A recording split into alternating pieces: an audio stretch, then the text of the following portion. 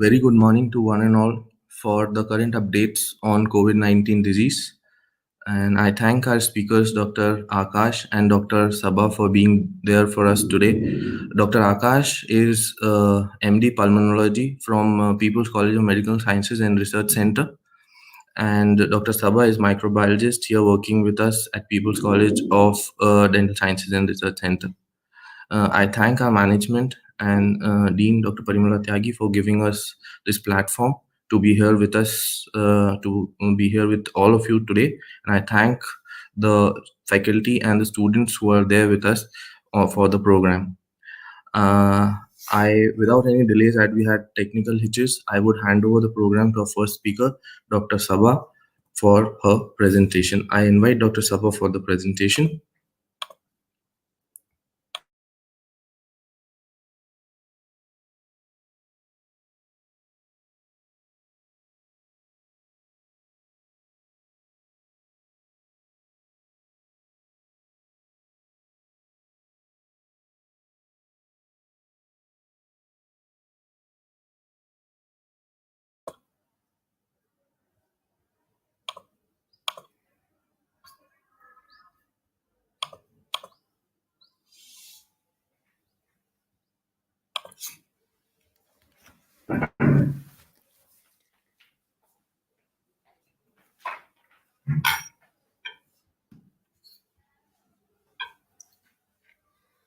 Thank you, Dr. Darpan. A very good morning to one and all.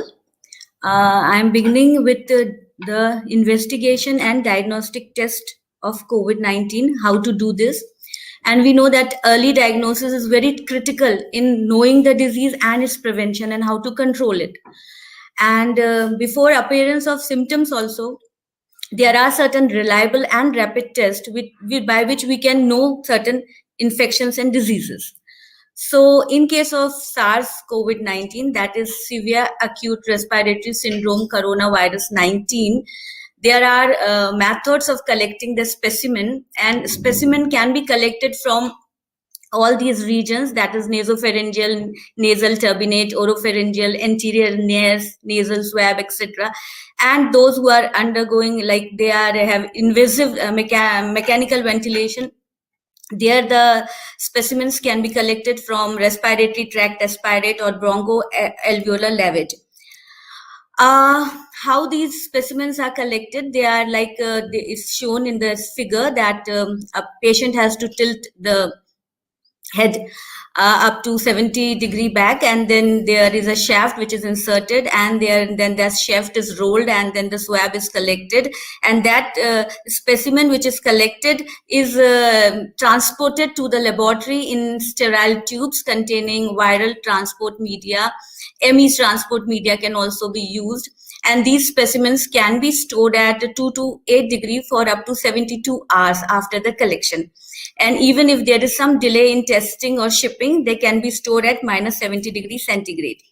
Now, when we have collected the specimen and we have transported it, then why we have done this? We have done this to look for the virus itself, the whole virus, or its antigens or proteins. Now, the virus, coming to the virus, you all must have seen this picture of virus many a times. The important thing in this virus is its 4 structural proteins. When I'm talking of structural proteins, for a person who are not very familiar with molecular biology, let me clear it. What are the structural proteins and what are the non-structural proteins? This is important in case of this virus, because the structural proteins are the proteins needed for proper replication and assembly of virus. So if this virus will survive, then it should have all these 4 things with it to again infect and replicate. So what are those 4 very important protein of this virus? Are these spikes that you can see as a crown and envelope, and their membrane protein, as well as nucleocapsid protein. Now, this spike protein is very important for this virus, because this spike protein can fool our antibodies and neutralizing antibodies. It fools our neutralizing antibodies because it is highly glycosylated, and it has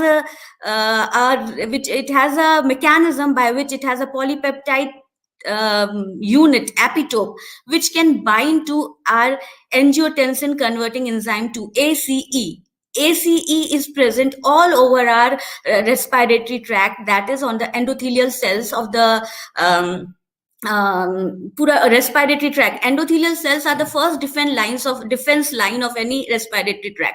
So this is carrying this can go and bind to the receptor cells. It can go and bind to the host cells by the presence of these ACE2 receptors. So ACE2 receptors are very important because they are welcoming the spike, and the spike is then trimmered by this envelope protein. First, this envelope protein trimmers the spike, and then this spike has the proper key to lock with the receptor. Where are the receptors present? Receptors are present at the host cell. So those, like we are talking about so much of immunity and everything. The thing is, the receptors which are receiving these spikes, which are welcoming these spikes, have more tendency for the virus to enter into the host cell, because once this spike is welcomed by the host cell, then this through this envelope, the virus through its nucleocapsid enters the tissue cell, and it start this this RNA of this virus. One more thing should be known: this RNA of this virus is positive sense single stranded, and it is very big, like 30 to 29,811 nucleotides are present, and all these nucleotides are some of them those who have read RNA in structures of RNA in detail may be knowing that there is two ends, 3 dash end and 5 dash end. So at the 5 dash end, it is having open read frames. Open read frames are something like accessory proteins are synthesized, which are responsible for the metabolic activities of viruses, while those which are present 3 dash can give signals for the synthesis of RNA of the virus. So these 3 dash proteins are very important proteins which are needed for the whole assembly and replication of the viruses. So these structural proteins are synthesized, and this open frame proteins also synthesize some non-structural proteins. These when this RNA has to integrate with the RNA of the tissue cell, and once it integrates with the RNA of tissue cell, it start coding for its own proteins. And then these proteins are then when all these proteins are coded of this virus, it becomes fully mature virus, and then this fully mature virus through Golgi complex is thrown out of the cell. It moves out of the cell, and then it start infecting other cells. So this is how the whole cycle continues, which was important from the point of molecular biology, because by this we will understand that diagnosis properly. So while we are using diagnostic techniques of molecular biology, we should know all these 4 structured proteins had to be detected, or RNA can be detected. So when we are detecting these proteins, that test is called antigen test. And when we are detecting this, when I have written a virus, we are looking for virus. So this virus means we are looking for single-stranded RNA. So if we detect this single-stranded RNA, so now it's up to all people who are just observing this lecture, which one will be more specific and sensitive, if the RNA is detected or the single protein of any of this kind will be detected. So we can be very clear about this reading of the test, that if RNA is detected, that will be a gold standard of this test, because when RNA is there, everything can be synthesized from that RNA. So one test is there to detect the virus, and that is the RNA of this virus, and other test is to detect the proteins which are help in assembly of this viruses. So with this, I will tell you all the molecular diagnostic tests which are available, and other test which is there is to detect the host response, that is generation of antibody against this virus which have entered in our body. And this antibody is always generated after a fight. So a virus symptom after virus entering, replicating, and once our body conquer, then it will generate antibodies. So detection of antibodies, you can easily interpret the test that if detection of antibodies is there, that means either the body has won or there was an entry of the virus. So now coming to differences between, I have already told you there are two ways to look for the virus: either to look for the virus, that is the RNA of the virus, and other is to look for the 4 proteins of the virus, which are very important also because they help in assembling of the virus and next attack.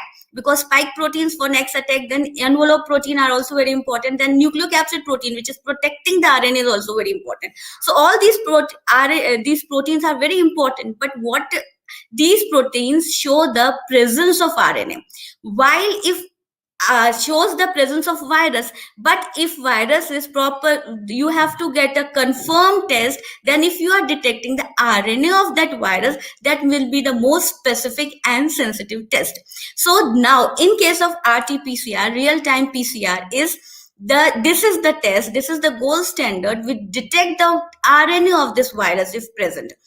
And I'm not going into the detail of performance of the test, how this test is performed, how cycles are read, but this shows the virus RNA very fast by replication of this RNA with the help of DNA, and all processes involved. I'm not going into the detail of how this process is performed, but important thing is that RNA of the virus is detected. Now, important to detect this RNA, it was very essential for us to know the genetic history of this virus, sequencing of this RNA virus. So let me tell you, this RNA virus was sequenced, this coronavirus was sequenced long back in 1980.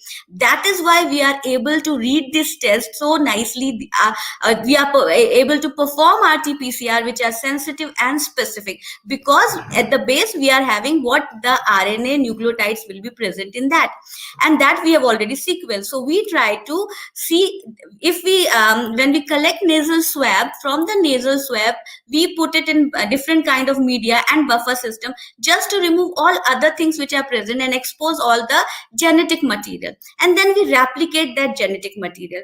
So RT-PCR's intended use is to detect current information, current infection which has taken place, because if RNA is present, that means infection is still there. Antigen test, protein is present, yes, we can say that yes, virus may be there.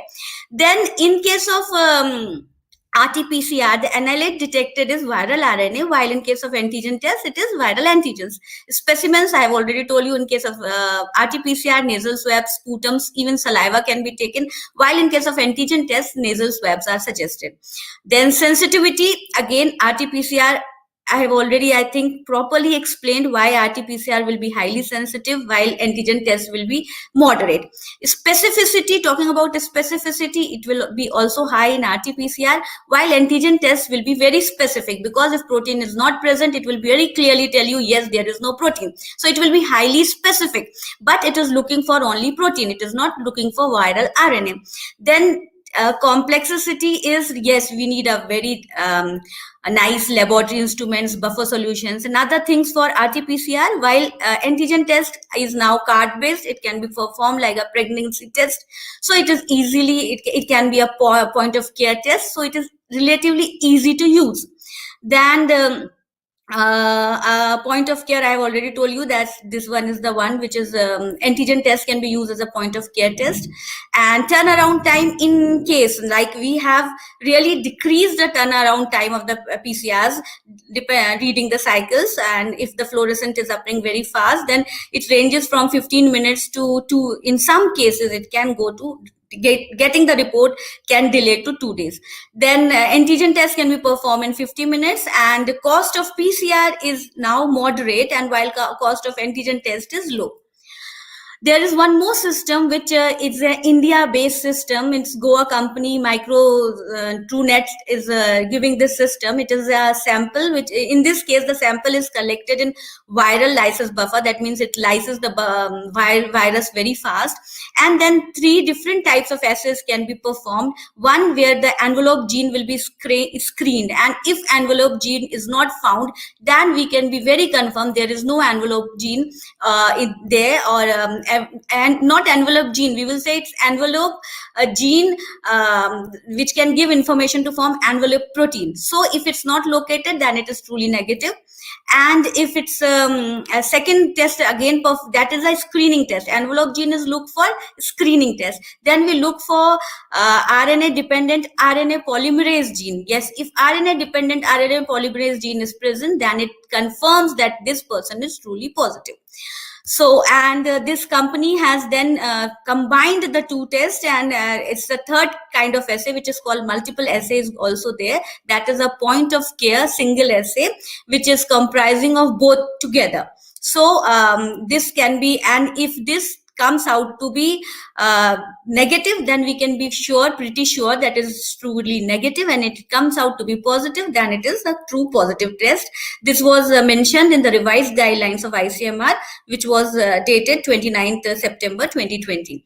Then in the Indian scenario, I want to tell everyone that ICMR has already screened 313 RT-PCR, and it has given 145 were found satisfactory till 16/12/2020. So we have 145 range of RT-PCRs from different companies, different cost.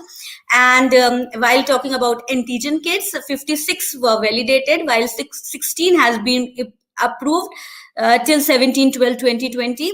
And some of them are standard COVID-19 test kits. They are point of care tests. These two, standard COVID-19 antigen test kits and standard F COVID-19 test. One is chromatography based, and other is immunofluorescence based test. So these two tests detect, they are the point of care tests, like lateral flow. They can, you can see it like a pregnancy test that is performed, which is very common. So I'm giving the example of that test where the immobilized enzymes are used. In this, immobilized antibodies against the antigens are used. Then there is one more rapid antigen detecting kit, which has been approved by ICR, that is the antigen recipe strip. But this recipe strip requires a lab, high quality lab. This is not a point of care test. The other test which we were talking, rapid antigen rapid detection test, which was based on antibody. Antibodies are like when they had already a fight between our system and the virus which have attacked us, then there will be some antibodies. And so in this case, the sample is blood. And these antibodies, as I have already told you, may be produced days to weeks after infection. While with PCR, the thing is, like if one member of your family is detected positive, then as written in the Nature review, December review of Nature, that if one member of your family has tested positive, then if you are going to look for the antigen detection test, they may give negative results, but you cannot rely on those negative results. You should always go for PCR, because in close contact and asymptomatic carriers, the problem with asymptomatic carriers are that they are shedding lot of virus. So if for the betterment of society, that is very important to know asymptomatic carriers, positive carriers also, so that we can detect the severity of the infection in and around the area. So antibody detection is just for, it has its limitations, and it can be detected in second week. And there is certain guidelines for antibody, rapid antibody test kits for COVID-19 ICMR guidelines. That is, it is not recommended for clinical diagnosis. You cannot say on basis of antibody test, you cannot say the true results. Then these those who are found positive with these antibodies should not go for clinical trials. They should not enroll for clinical trials. And it is not the thing on the basis of which you can say the immune status of an individual. You cannot declare the immune status of the individual, whether it's declared, it has recovered or not. And till date, 186 antibody tests has been validated, and 24 are found to be satisfactory. So I would end my slide by telling that this coronavirus spike is sensitive for our angiotensin converting enzyme. So if any intervention can be done in the host cell by blocking this angiotensin converting enzyme for this virus, a particular virus, that will be a therapeutic intervention. And or vaccine, I am not very sure about all, I have not read all the data on the vaccines.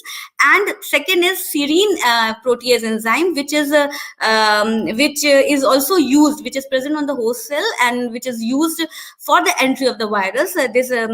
This is also welcoming the virus. So if some therapeutics can be designed to block this serine protease enzyme, this can control this virus. So these are the topics of research, and I thank you very much, and all my references are big thanks.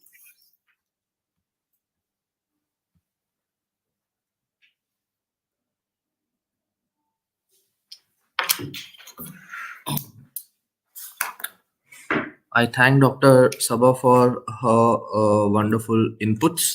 And next, I would invite our next speaker for the day, Dr. Akash, who's joined us from People's College of Medical Sciences and Research Center to update us on clinical inputs regarding coronavirus. Thank you. I welcome Dr. Akash.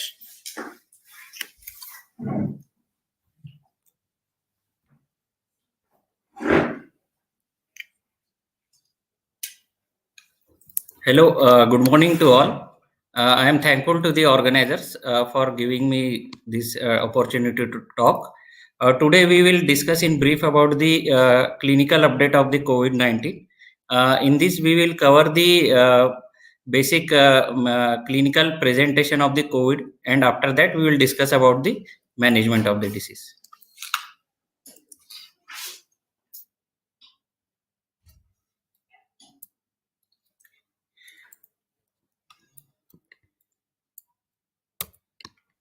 So what are the clinical presentation of the COVID?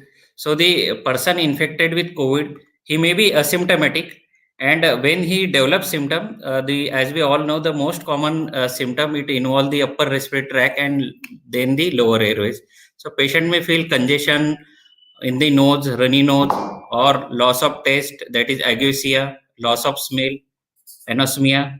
He may have a cough, sore throat, and in later stages he may develop breathlessness. Along with that, he has some systemic features like fever, body ache, chills, and gastrointestinal symptoms such as nausea, vomiting, diarrhea. And it is important to know that the symptom of the disease may appear between 2 to 14 days after the exposure. It is because of that the incubation period of the virus is about 2 to 14 days. So many patients come with us with the latter history of exposure 10 days back or 12 days back. Along with the pulmonary manifestation, patient may also have other extra pulmonary manifestation. Multiple systems are involved, and such as in neurological, patients have headache, ageusia, anosmia, encephalopathy. Some cases have also reported with the both lower limb paralysis, that is patient develop Guillain-Barré syndrome. And also due to vascular occlusion, some cases of cerebrovascular accident are also noted. In cardiac manifestation, patient may develop myocardial ischemia, and he may end up in cardiac arrhythmia and cardiogenic shock. In dermatological features, we have observed the multiple rashes over the bodies or urticaria. Patient with diabetic may also land up in diabetic ketoacidosis. And on investigation, many patients have deranged liver enzymes. Also, some cases with the DVT, deep vein thrombosis, are also reported. It may involve the kidney causing the acute kidney injury, hematuria, or proteinuria. And in gastrointestinal symptom, patient may experience the abdominal pain, nausea, vomiting, and anorexia. It is also observed that the presentation of COVID is vary by the age. Like young patient generally present with mild symptom of throat pain, cough, or ear pain, but the elderly present with more with the high grade fever, loose motion, shortness of breath. And also as per sex, the main more it is observed that the men are more symptomatic than the female, and men morely develop cough, fever, shortness of breath, while the woman have complaint of smell, headache, nasal obstruction, throat pain, and fatigue. So, what is the suspected case of the COVID? So, as per a WHO recommendation, if any patient presenting with history of new onset of fever, cough, along with the headache, myalgia, then we suspect the COVID-19, and also with the risk of contact with the person or working in the highly endemic area. And in emergency, if any patient presented with high grade fever, shortness of breath, drowsiness, we will suspect the COVID-19. So in this patient, it is necessary to rule out the COVID infection. So what are the, it is observed in one study in Italy, they observed that what are the symptom and how much time it will take post COVID. So it was observed that the fatigue is the most common complaint patient experiencing, and even after recovery, they take many days for the complete recovery from the fatigue. Later, the shortness of breath. It may also require long time for the recovery. So, in brief, we will discuss the what is the later effect of the disease on the various organs of the body. So, in pulmonary sequelae, what are the changes in the lung? It was observed in the autopsy done on the COVID-19 patients. After the death in Italy and Germany, they observed that the patient have the microvascular thrombi, presence of microvascular thrombi. So it suggests that there is a strong coagulopathy in the blood vessels, and the lung get fibrosed. So this help for the development of the anticoagulant therapy for the patient of COVID-19 management. And in pulmonary phase, they observed that due to the prolonged immune dysregulation and pulmonary vascular microvascular injury, along with the presence of organizing pneumonia. In cardiovascular sequelae, there are chances of the cardiomyopathy and cardiac arrhythmia. And neurological patient may also experience in later stages, aged person may develop Parkinsonism, dementia may progress as depression, post-traumatic stress disorder, and anxiety. Also, it is observed that along with COVID-19, there are increased chances of the secondary bacterial infection. And the hypothesis for that is that there is the presence of respiratory tract dysbiosis due to ciliary damage, along with the macrophage function is deranged. These all lead to the development of the secondary bacterial pneumonia. So, for the management, it is also important, along with the antiviral therapy, to give the antibiotic to prevent the secondary infection. So, so what are the assessing disease severity and risk factor for the severe diseases? So, any patient come to the hospital, we will categorize him according to his symptoms, and later on after the CT score. So, asymptomatic or pre-symptomatic patient, they may have history of contact with positive case, but no any symptoms. So, we call them as asymptomatic. What is the mild case? Presence of varied symptoms such as fever, sore throat, malaise, headache, but there is no complaint of shortness of breath or dyspnea, and the abnormal imaging. Their CT scan and chest X-ray are normal. Oxygen level is normal, so it is a mild category. What is the moderate category? Patient having the development of shortness of breath, lung involvements on the CT chest, and along with the SpO2 fall more than 2% from the baseline, but it is above 94%. And in severe category, patient with SpO2 less than 94%, presence of tachypnea, and the CT chest showing the lung involvement more than 50%. And critical case is the patient land up in emergency with respiratory failure, septic shock, multi-organ dysfunction. Along with that, we look for the CT chest finding. In CT chest, there are typical bilateral ground glass haziness with crazy paving appearance in some cases. And the criteria to divide on the CT in the mild, moderate, severe is based on the lung score. So in right lung is divided into 3 lobe, and each lobe has given 5 point, and the left lung has given 2 point. So total is the 25 point. And out of that, the lung involvement, if 5% involvement, we give score 1. From 5 to 25, we give 2. From 25 to 50, we give 3. From 50 to 75, we give 4, and more than 75, we give 5. So after calculating the score, if the score is less than 8, we give it as a mild category. 9 to 15, we give it as a moderate, and more than 15, we give it as a severe category. Also, other method is in some are following the rule of 40. In this, the right lung and left lung, each lung calculating the 10 bronchopulmonary segment, and each segment given 2 points. So some are using the out of 40 score. In this, the bronchopulmonary segment are counted, and in this score, we are calculating the lower score. And then what are the predictors for mortality among COVID-19 patients? So the study in the UK, they observed that the patient with the more age, as the age increases, the risk of mortality increases. More than 80 years age has the highest mortality they observed compared to the less than 50 years. Along with that, the high risk of disease is present in patient having the chronic cardiac illness, pulmonary illness, kidney disorders, obesity. Obesity is more prognostic marker even than the diabetic, and the chronic neurological disorder, patient with malignancy or liver disorder. It was observed in the study that female have less mortality compared to the male. So the what are the significant risk factor like older patient, men, and those with chronic comorbidities. Also, the host factors that predict the severity, patient with the older age, and also patient having lymphocytopenia, they may also observe the they may also land up in severe cases.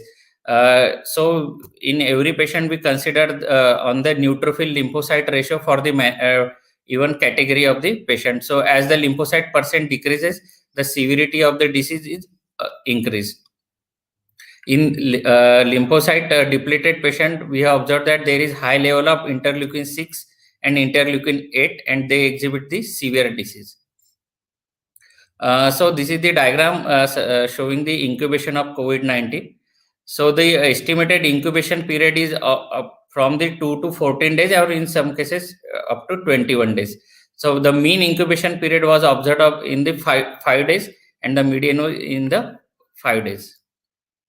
So this is an important diagram for the assessing the course of the disease.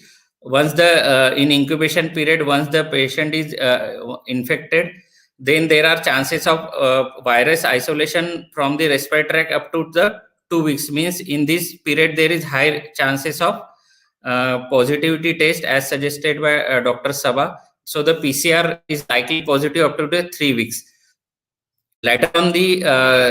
Later on after the 2 weeks, there are a body develop the antibody, that is IgM antibody and IgG antibody. So any person infected with the COVID, he start developing antibody after the 2 weeks of detection.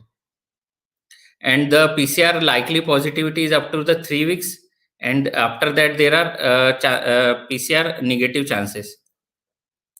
So after that we will go to the therapeutic management of the disease. Before therapeutic management of disease, it should be noted that there is no magic bullet for the prevention or treatment of COVID-19 till date.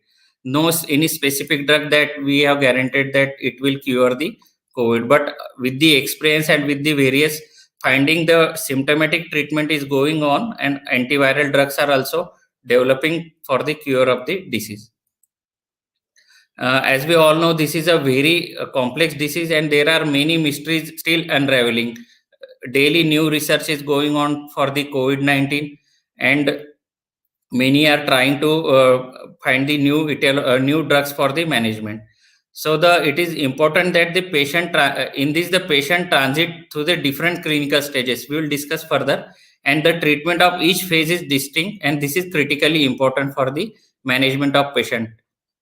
Along with that, it is important to know that the antiviral therapy is only effective during the viral replicative phase, whereas in later stages the anti-inflammatory therapy is expected when the patient go into the pulmonary phase or post COVID-19 phase. So this is the very important diagram. Various stages like symptomatic stage, early pulmonary stage, and late pulmonary stage. So the you see the viral replication is present in initial up to 12 days. Later on, the viral replication decreases.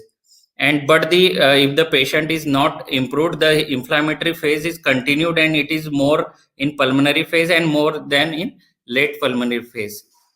Along with that, as the patient deteriorate, the oxygen saturation started falling from the early pulmonary phase to the late pulmonary phase. So this stage is very important for assessing the patient management, because it is observed that in viral, as we discussed, viral replication is present up to the 12 to 13 days, and later on there are decreased viral replication and viral debris are there later on. So we see the many patient are PCR positive even after the 3 weeks or 4 weeks. They are due to the viral debris and not due to the viral replication.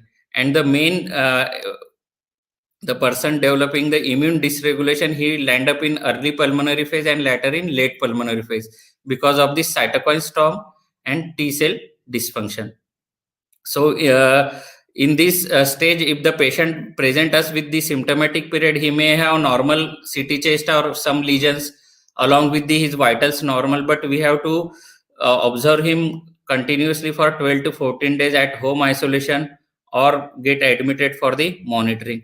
Once the patient land up in the next phase, the CT lesion increase, ground glass lesion increase, he may develop breathlessness. And in the as per the period, for the early symptomatic phase, the antiviral role. Later, if patient present, the main role is of the anti-inflammatory treatment. We will discuss further. So what are the management option for the patient with the COVID-19? So the antivirals, anti-inflammatory, anti-thrombotic agents, and supportive treatment. So the key therapeutic classes for that are still under evaluation, and government has approved to use these drugs, and but the research is also going on. Antivirals are mainly the favipiravir. Ivermectin is antiparasitic, but it has an important role in antiviral also. Remdesivir, hydroxychloroquine, interferon, lopinavir, and ribavirin and famotidine. We will discuss important drugs that are using now, except that. And also are the immunomodulators, like important are the corticosteroids, in this dexamethasone and methylprednisolone, interleukin inhibitors, immunoglobulins IV, and JAK inhibitors. So the patient with the mild cases, we manage him at symptomatic patient at home and for the duration of acute symptom. The general treatment as per the EVMS, Eastern Virginia Medical School, European Society, they have formulated the guideline for the treatment at home. So the main highly recommended drug is ivermectin, 200 microgram per kg daily for 3 to 5 days. Along with that, the multivitamins, vitamin C, zinc, and vitamin D3. And if the patient is a high risk, age more than 50, having diabetes or cardiac problem or hypertensive, aspirin can be tried unless contraindicated. It has both anti-inflammatory along with the anti-thrombotic effect, and it is also observed that it has also antiviral effect. So the platelet activation prevented, and the patient do not progress to the prothrombotic stage. Along with that, the famotidine is a antacid, anti-H2 receptor blocker, but it has observed in studies that it is helpful in the prevention of the viral replication. And initially the SCQ was recommended, but in later stages it was observed that there is no role of hydroxychloroquine in the management of the patient. So it is a controversial, and still research is going on. Once the patient has more symptom develop, mildly symptomatic, and admitted in ward, so the along with the multivitamin C, vitamin C, zinc, vitamin D, ivermectin, low molecular heparin is considered in this patient at the dose of 1 milligram per kg once a day, or if the D dimer is higher, we will go up to the twice a day, along with the aspirin. And here is the role of main corticosteroid, methylprednisolone or dexamethasone, because in this phase we have to prevent the inflammation in the body. because the more the inflammation, patient go into the late pulmonary phase and later multiple complications. And along with that, the antiviral drug is remdesivir. We'll discuss further. As per EV, some guidelines are favoring its use and some are not. So there is also controversy regarding it. But many now favorable trials are there to give the remdesivir in the mild symptomatic phase, early symptomatic, because the viral replicative phase is there and remdesivir role is there. So the initial dose is 200 mg will given on the loading dose and later 100 mg per day. As per ordinal scale study, they observed that it reduced the time of the recovery. So patient with the given the remdesivir, there is early recovery compared with the non-remdesivir group. But also WHO recently published solidarity trial is not favoring the use of the remdesivir. FDA also approved the remdesivir use. So some trials are not favoring and some are favoring the remdesivir use. Along with the latter, if the patient require oxygen, we can give in mild cases oxygen support. Later, if the patient develop into the progressive respiratory phase or came to the with the hospital with the late phase, the protocol mainly used for the management is the MATH plus protocol. MATH plus is the we are giving the intravenous methylprednisolone, high dose ascorbic acid, thiamine, and low molecular weight heparin, along with the other drugs, statins, zinc, vitamin D, and famotidine and magnesium. So this is the MATH plus protocol for the severe cases. And aspirin is used in almost every stage of the disease. Other supportive drugs like doxycycline, atorvastatin, and famotidine. It is observed that there is no role of convalescent plasma or monoclonal antibodies in recently published trial. Also, it is seen that in late phase, if the patient come, there is no much benefit of the remdesivir compared to the early phase. So it is better to be counseling of the patient and all. It is also necessary that if they are admitted initially with the symptomatic phase, then the antiviral have role, and if in late stages there is very less role. Also, the patient hydration should be maintained after the admission, because many patients are dehydrated due to lack of fluid intake. And if the patient deteriorated, he will require the high flow oxygen therapy. And it is observed that the high flow oxygen therapy has good result compared to the non-invasive therapy. So oxygen in COVID-19, oxygen is also considered as a therapeutic agent. As per study, it is observed that if the patient is given early oxygen therapy, there is less mortality and more survival compared to the patient not using the oxygen. So once the patient start developing pulmonary phase, and even if he is less symptomatic, oxygen therapy should be given for the management. This is the from the EVMS guideline. They, as per their study, they observed that the main role of the ivermectin is present in all phases: symptomatic phase, pulmonary phase, and inflammatory phase. While steroid, if they given in the incubation period or only mild cases, they tend to harm more than the benefit to the patient. So the steroid should be used only when there is pulmonary involvement or increase in the inflammatory phase of the patient. While other drug, hydroxychloroquine, remdesivir only the use is at the right time of the recovery. So it reduces the time to recovery if given in the right time. Otherwise, there is observed as no benefit. Along with that, the convalescent plasma. Initially, there was high use of the convalescent plasma, but later studies show that there is no any significant result with the convalescent plasma. We'll discuss further. So we'll discuss the main drugs. Are the one oral drug is approved by the Indian government is a favipiravir. Many countries have approved, but in many countries it is not approved yet. So it has observed that it has shown rapid viral clearance and faster clinical improvement. But the ongoing trials are also continue for the exact role. And the mechanism of the favipiravir is similar to the remdesivir, that is, it inhibits the viral RNA dependent RNA polymerase and inhibit the viral replication. And it is observed that the main side effect of the favipiravir are hyperuricemia, reversible elevation of transaminases, and also it is a teratogenic. So it should not be used in pregnant and lactating women. And many observed that there is also cardiac side effect like QT prolongation. So in patient with favipiravir, it is important for the ECG monitoring also. Other is the remdesivir. Remdesivir is a antiviral and it inhibits the SARS-CoV-2 RNA polymerase and it competed with the ATP for inclusion into the nascent RNA. So it inhibits the RNA replication and helpful for the COVID.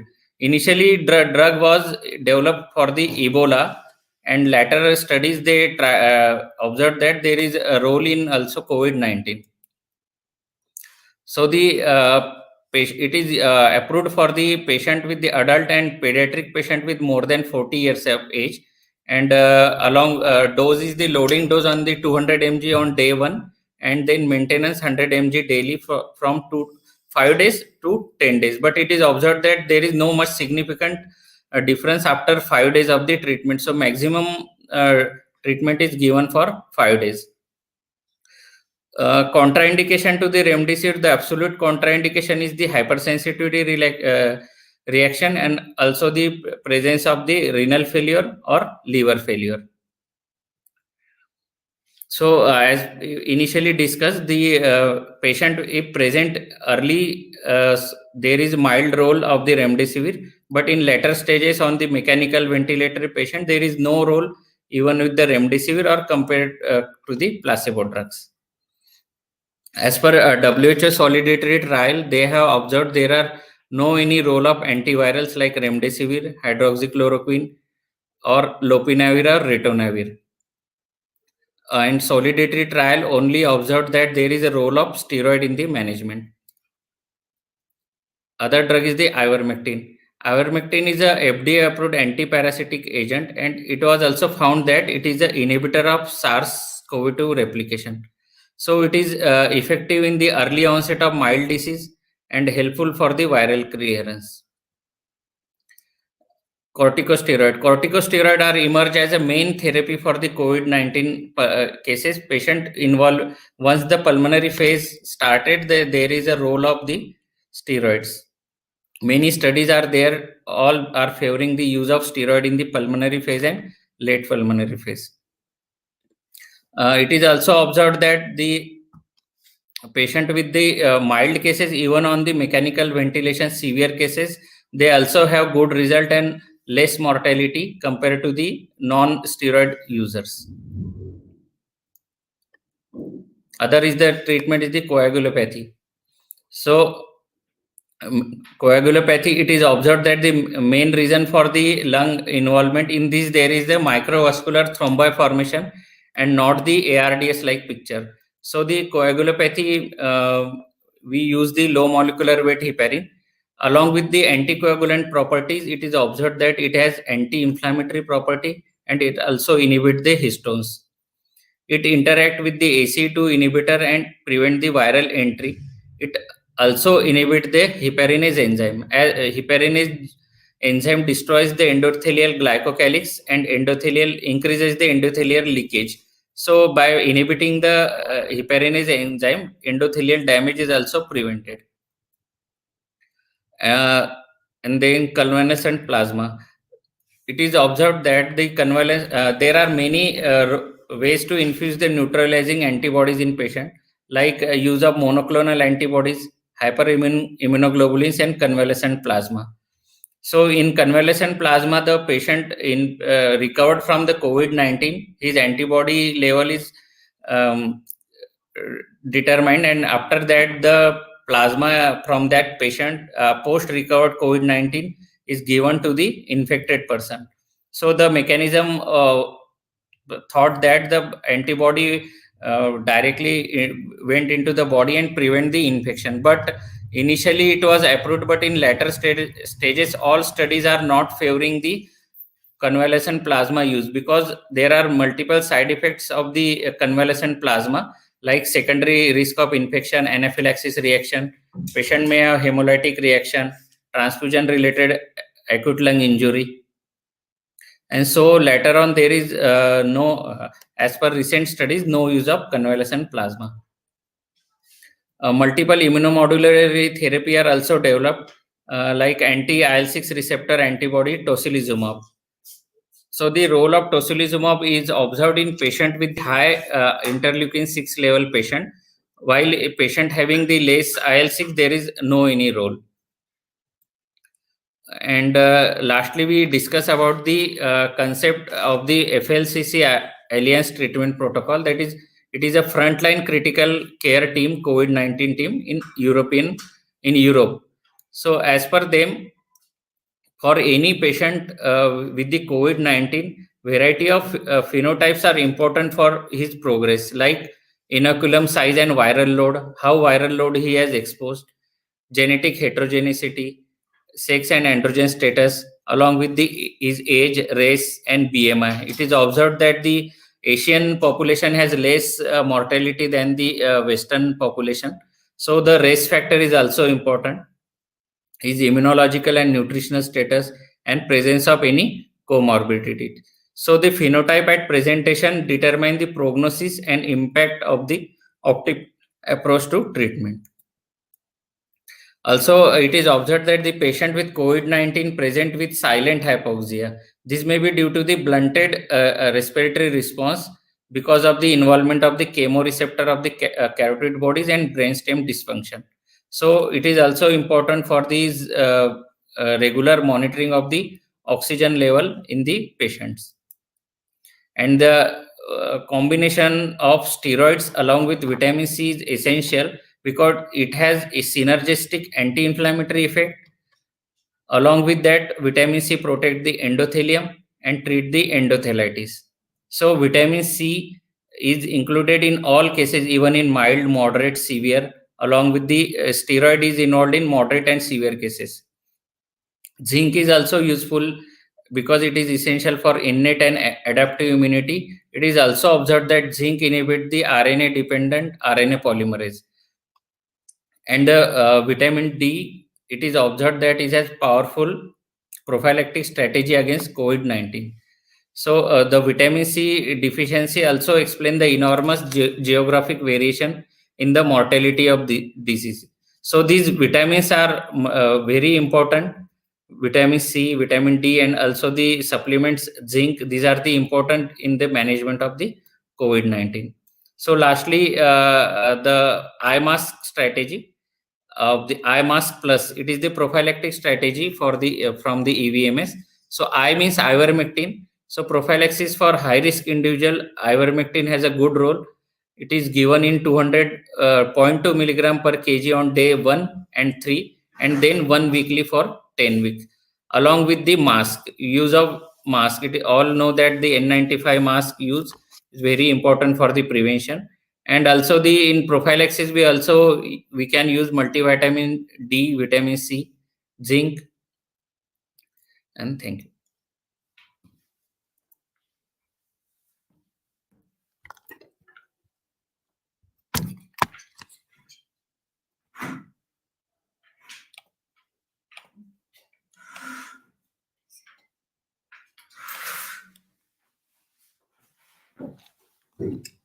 I thank Dr. Akash for the wonderful inputs on COVID-19 disease. And just to take it over, I would like to introduce all of you to Covaxin. And we at People's University are one of the privileged places at the medical college that we are undertaking the phase 3 trial of Covaxin. It is India's first indigenous COVID-19 vaccine, which has been developed in association with the Indian Council of Medical Research and Indian Institute of Virology, National Institute of Virology, along with the developments at the Bharat Biotech, which is based in Hyderabad. Now, this vaccine, just to give you a little inputs on our phase 3 trial, the vaccine received approval for phase 1 and phase 2 human trials, and the trials coming across India in July 2020. After successful completion of the interim analysis, the Covaxin biotech received the DGCI approval for phase 3 trials, which are undergoing in India, which will be undertaken on 26,000 participants across 25 centers, and we at People University are one of the centers to undertake this trial. This vaccine is a inactivated vaccine. Just to give you a gist of it, vaccines are broadly categorized into two different types, inactivated and live vaccines. Bharat Biotech's Covaxin falls under the category of inactivated vaccines. In such vaccines, the pathogen is deactivated, so it can no longer cause infection. However, parts of the vaccine can still be identified by the body's immune system and can trigger an immune response. This vaccine is similar to the available hepatitis A, influenza, or polio vaccines, which are already used in our country. Live attenuated vaccines, on the contrary, carry a live but extremely weakened pathogen which cannot cause the disease, such as measles or BCG vaccine, which are in use in the country already. Inactivated vaccines are not as powerful as the live ones and typically require a booster dose, which will be the case with the Covaxin 2. However, the inactive pathogen cannot replicate in the vaccinated person and makes it safe for the impaired immune system response too. Thank you very much for attending the online program. I would invite our Dean, PCDS, Dr. Parimala Tyagi, to conclude the session for us. Thank you very much.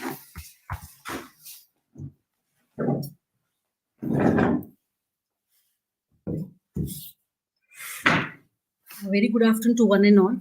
First of all, I would like to thank Dr. Akash for sparing his valuable time and giving us the knowledge and details about the COVID. Like most of us have already been contracted with that and recovered. And myself, I was his patient, and so really thankful to him because he's so busy. I know that. And at the same time, our own faculty, Dr. Sabah Hussain, always enthusiastic for everything, academics. So thankful to her also. And the viewers who really came in a good number and made this thing to happen successfully. And thankful to you all. And I, anticipate the same reciprocation in future also. Thank you, one and all.